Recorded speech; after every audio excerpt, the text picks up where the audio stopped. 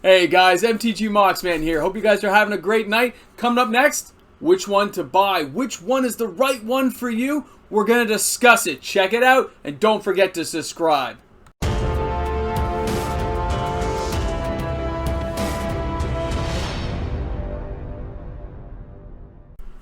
Hey everyone, MTG Moxman here. Hope you guys are having a great night tonight. My night started out a little weird. I forgot to bring down water. So I feel like I'm waterless right now. And I feel like I should have a water. I'm looking around to see if I'd left one anywhere. And apparently, I'm without water. So hopefully I don't yawn too much. Hopefully it's okay. Alright guys, thanks a lot for tuning in. MTG Moxman. Now, if you're new to the channel, please make sure you hit the subscribe button. It is free to do. It doesn't cost you anything. And of course, it helps the channel grow, which is awesome for all of us. And I hope you enjoy the content along the way. So tonight we're going to discuss, collector boxes are new. They're only like a year old, really. This is it, right? And we've seen so many already, like from Throne of Eldraine to Theros Beyond Death, Core 2021, ZENDIKAR, Commander Legends. Like, there's a lot, guys. Okay, it's a lot of product out there. Let's face it, it's here, and it's not going away. Like anything in life, Wizards took a dare. They took a gamble on putting a higher priced product. You guys ever been dared? I was dared to be able to learn Blackalicious, that that's all by Blackalicious, Artificial Amateurs, that one there, in 2 days. And I did it. It was okay. I took the challenge up. But that challenge didn't cost me, learning that song did not cost me money. Okay? Wizards took a gamble on these products. And it's us, the consumer, that now has to decide if we like that product, don't like it. And if we do like it, want to hold on to it for a long-term adventure 10 years down the road, or sell them later, or have a draft night 2 years from now to relive that experience, we have to decide as consumers which one are right for us. Which one is the best value for your buck? Okay, now each one actually has something to offer. Each one is quite unique in what they're providing you. So I'm going to show you each one tonight. We'll take a look and we'll decide for ourselves. I'd love to see comments on this as it unfolds, because I may revise this a year from now and just see where we're at a year from today. I didn't bother with all the pricing because pricing is still kind of all over the place. But a year from now, I hope to do pricing that shows kind of where it was to where it is now. So this will be an ongoing video series to see the evolution of these Commander products. So if you're new to the channel, I do keep track of a lot of products, as you can tell. I like to stay on it, but basically from like the poor man's side. This is no alpha investments here. This isn't Tulare Community College. I wish, right? We're just a bunch of guys hanging out. Sorry, not just guys. A bunch of us, all the peeps, hanging out, learning stuff about Magic, having conversations. So everyone, of course, is welcome to please comment. The more comments we get, the more thumbs up we get, the better. The more subscribers, the better, because that means my community here grows, which is amazing for everyone. So I thought tonight we'll start out with number one. It doesn't mean it's the number one product. It means it's number one on my little queue. All right? So what we have here is Throne of Eldraine. And I put in some highlights when we talk about it. All right, number one, it was the first collector box they had. It's awesome. It had a very good storyline going for this product, okay? Now, being the first collector box, we weren't sure what to make of it. It was kind of pricey. Everyone's kind of like, ah. But think about this product, future. I understand people will be leery about it, but it is still the first print run of a collector box ever. It's going to go up. It's going to double. 5 years, it's double price. I almost guarantee it. Now, they've already jumped this price up to, what, 400 bucks Canadian? It's already kind of pricey to get it now, okay? So I may still have to grab them for myself because I like to have one of everything hanging around here. So I may still end up getting one. Doesn't mean you guys have to, but I'll probably at least get one more just for myself for my collection of stuff, right? Now, it had a lot of good cards in it. It's the first real known power creep in a long time of this level. And that's when they brought out Oko. Now, Oko, as you guys know, was like, I don't know what they were thinking, their R&D department, but the fact he can take artifacts, exchange things, turn things into creature right to come bash you, exchange control of, it was nuts. He is such a multi-level. For 3 casting, come on. Now he's only banned, what, in a few of the formats. But still, I mean, he's still allowed in Commander. Still a good card. Still has value, but just not in Standard right away, right? Now, some cards I mentioned, I put a few things up there. Now, they had the full art foils, guys. It's very beautiful. They had the return of Garrick in their story when they did their online video, which I was amazed with. I'll be honest. Gingerbread cookies, remember? Ginger Brute. It was pretty awesome. But the Hushbringer is a card people don't really talk about or think about. Imagine the Hushbringer, which says cancels all effects when it comes into play. So if you have a Hushbringer out and you bring in a Phyrexian Dreadnought, which is like a 12 for 1, we have to sacrifice 12 power. No, it just comes into play. When you brings in Kroxo, when you brings in Uro, when you bring these creatures, these massive monsters in that have triggers, the triggers don't go off, she stops them. You just get a massive creature. You will see a lot of play with her as a utility card later on. Doesn't mean her value is going to go really high, especially if they don't reprint her, she will go high. But her abilities and her card factor is good. Emery the Lock Lurker, I did talk a lot about her. Because she flips artifacts and she could bring back my Mox Amber, I was very keen on this card. Now, there are lots of ways of dredging stuff back from the graveyard. There's lots of ways of comboing her already that people are using. She is a good card, but she's only, I think, a rare. She's not crazy psycho. She's like a $5, $6 card right now. But again, these type of cards, these slightly mismatched power creep cards are lurking in this set since it's the first one out. It's going to have some staying power. It's going to be a good box to talk about. And it is going to go up in value. Like, it's not on my hit list to buy because the price range is already kind of high. It's not on my hit list because it's just too expensive already. I don't see a huge upside in trying. Only a certain amount of people could afford to buy these when they start going up in price, right? So, it is what it is, but it's still a great set. And it will have some value.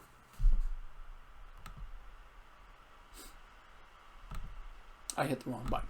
That's right. Professional here. Hit off my Moxman button by accident. Okay. Alright, Core 2021. I didn't really do this in order, by the way. Okay. Core 2021 was the first Core set to have this whole, like, I guess what do you call it? Thing done to it, where it's like a collector booster. It had some really good cards in it. But this set got buried. Do you understand that, guys? This set got munched for lunch. I was very bullish on this set. I really do enjoy this set, actually. Lots of good cards. They brought back Ugin to give it some, like, oomph, right? Now, that just collapsed Ugin's price. But collapses in price are only temporary. This is his second printing in a standard set. Okay, Ugin was already like $60, $70, $80, $90. He's down at 30 to 40 now. He will climb back up as the product gets eaten. And this set did not see a second and third print run from what I've read. Okay, it only got its first and part of a second because it was not popular. It's being dumped. The collector boosters have already started to fall in price slightly, which makes them a little more affordable. But it does have great cards. Grim Tutor. Teferi Master of Time is an underrated card. I know a lot of people are huge on him. He went from like $50 to like 15, but he has uses, and I have been using him. I do use him right now in my blue-white control deck you guys saw, and it wins a lot. You gotta be patient with it. You gotta use him in the right order. You need to get him to the 10 to get your turn, and you need to use unsummons and stern dismissal to kind of keep everything flowing. But imagine him in other formats where you could do a lot more break cards that can do a lot more damage. Pretty awesome. And of course, the Orrery that you see in the picture there is a card that's just waiting to be abused. It just hasn't happened yet. But it's going to be abused. Now, the cards in it are amazing. But they were hard. Any standard box was too hard to get. I got slammed in my standard boxes. You can go back and look up that video. I almost cry in that video. It's so bad. And it's this year.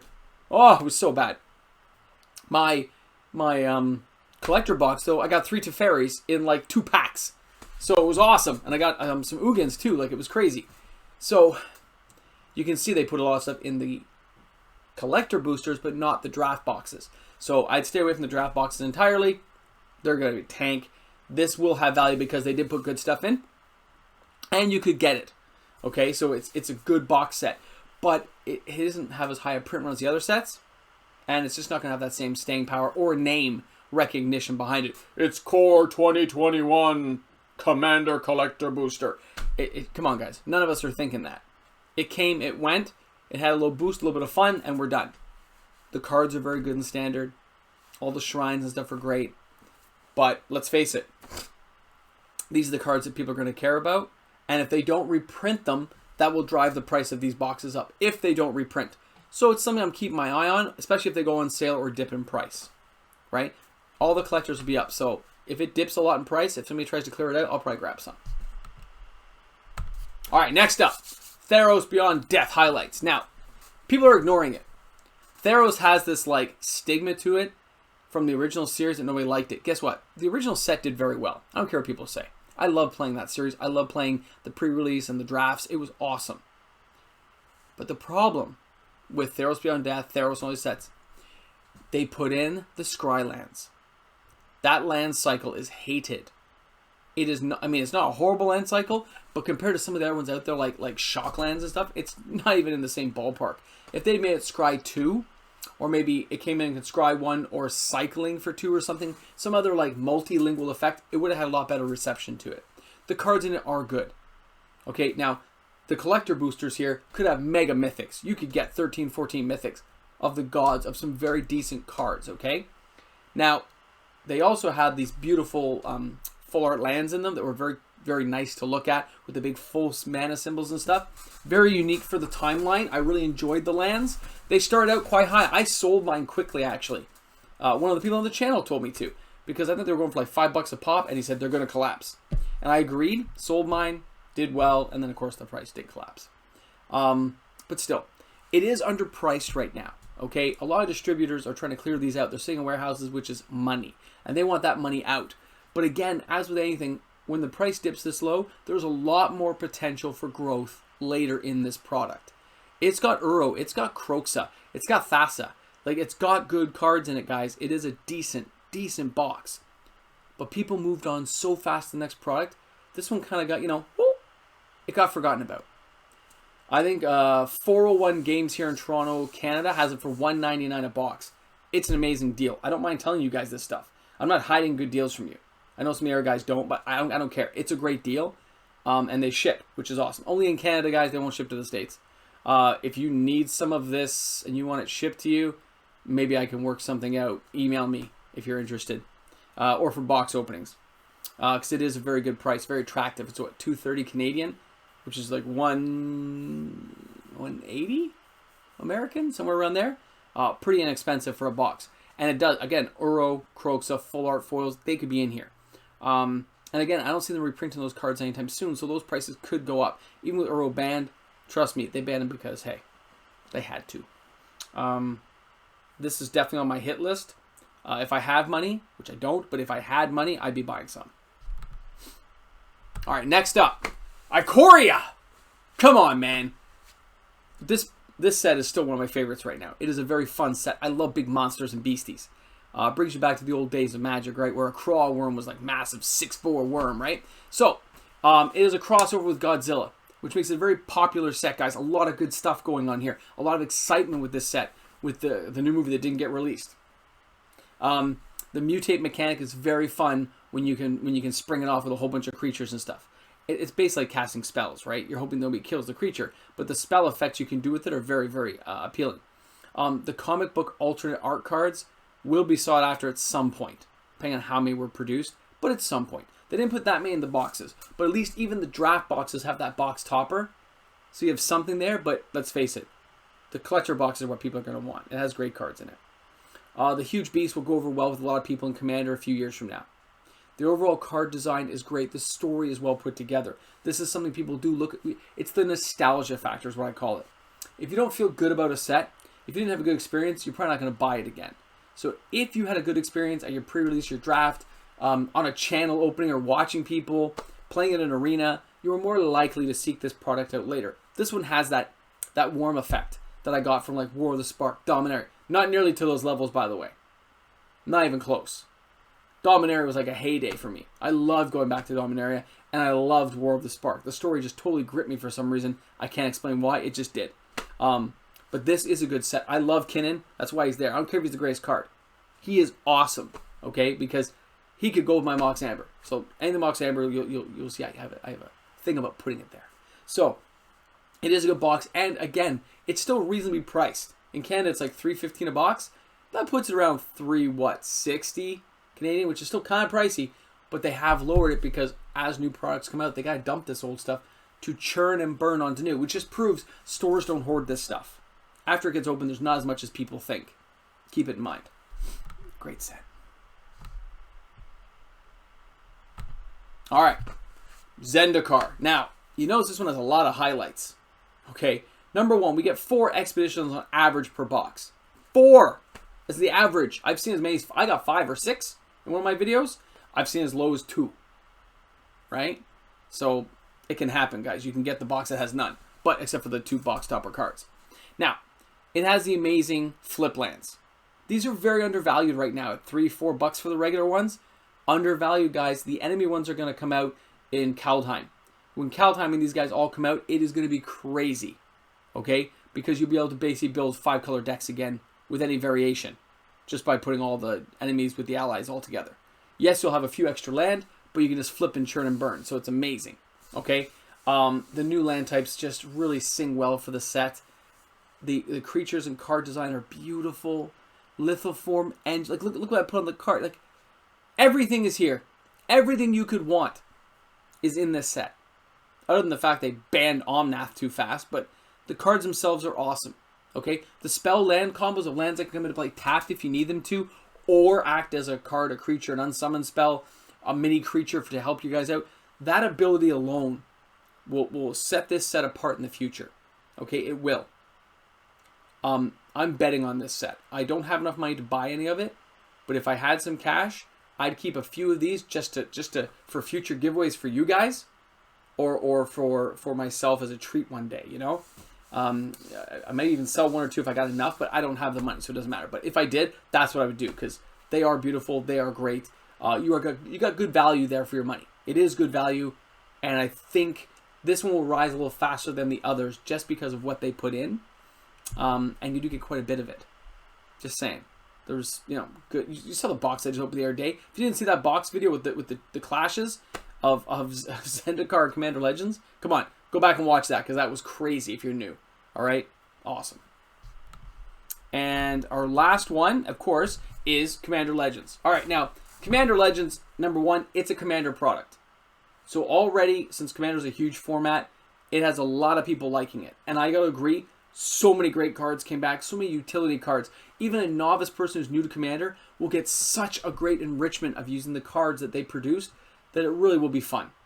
It is the first Commander product based for Commander. So a lot of these Commanders, I mean, not just the little standalone decks. This thing is Commander Legends. It's all kinds of cards, all kinds of new Commanders, all kinds of things to help it out. It's going to have nostalgia to it. All of us on the channel, we got to agree, we love this thing, right? We loved opening it. It was amazing. It has great lore to it as well. They went back. Wizards was smart and gripped on old cards, right? Tevesh Savat, Jessica, the lore videos I did. They brought all these things back forward into the forefront for us as players. So older players are kind of like, wow, this was a lot of fun. Oh my god, they got Rogoth, son of Rogoth. They've got, you know, if they just put a few more guys in there, if they put Yawgmoth or something in, wow, this thing would have been over the top. But you notice they do this. They test the waters with some other characters like Tevesh Savat. And now maybe they'll bring back Leshrac. Maybe they'll bring back other cards like that in other sets, like Modern Horizons 2. We don't know. But there's a real possibility there, guys. It's amazing to think about. Now, the fact they also have the Jeweled Lotus, which, of course, is much harder to get than people thought. I think the price will hold a little higher than I expected, probably around the $50 mark when all is said and done, which is great for the first time. And it has the etched foil cards, which, again, highly damageable, but amazing. Amazing to see. So, the first time out, I think this is going to be a home run hit. It's going to have value too. It's a little high priced right now because it's so hard to get. But let things calm down. Let Kaldheim come out. Let their Commander Collector Booster Box come out. And take some steam out of these other ones. You'll see them drop a little more and you can grab them on the low as it goes through. Because you know Wizards is always pushing the next product. So please enjoy that fact because it will drive the prices down from your local big boys. Not small independent LGSs. They can't lower things like that. They're not paying the same prices, so it's not fair to ask them to. Okay? Maybe you can trade with them and get one of those boxes, though. So, I just thought I would put that out there for you guys. I'd love to know what everyone thinks about the video tonight and the content, because I think it's pretty important to discuss this stuff. It's like a dare. Wizards is daring us to do something. These products cost twice as much as previous products we may have purchased. Wizards has been pushing the price of boxes for the last 5 years, at least. 6 years? Yeah, 6 years. They've been slowly creeping up, guys. So it's going to get to that point where you will decide, I'm going to open which series in a year. It will get too pricey. It's already kind of out of my range, right? I haven't been able to really buy anything. I have no Commander product. I won't be buying any Kaldheim. It's just a fact. I don't have the cash to do it. I got to finish paying for what we've done, and that's why we'll move forward with the next ones later on for our giveaways. We just have to wait a little bit so I can clear all the tables off, as it were. So, I hope you guys enjoyed the video. Please leave those comments below, and thank you for tuning in. This is MTG Mox, man. Thank you so much, my patrons. You guys are awesome. Thank you to the regular viewers for bringing new viewers in. It's awesome having everyone here every night. I'm very blessed and privileged to be able to do that for you. So thanks again. Cheers on. And we'll see you guys, I guess not till Sunday, for the giveaway. All right, guys. Have a great one. I'm pressing buttons. I got things over here I can clickety-do on. And remember, no, I'm not going to say Army of Darkness tonight. Oh, I just said it. Nachos and cheese too, man. Nachos and cheese. But tonight's not soup tonight. What can you do? All right, guys. Have a great one. Stay safe out there. Artificial amateurs, aren't it all amazing? Analytically, I assault and animate things. Broken barriers bounded by the bombing. Buildings are broken, basically I'm bombarding. Casually create catastrophes, casualties, canceling cats got their canopies collapsing. Bye, guys.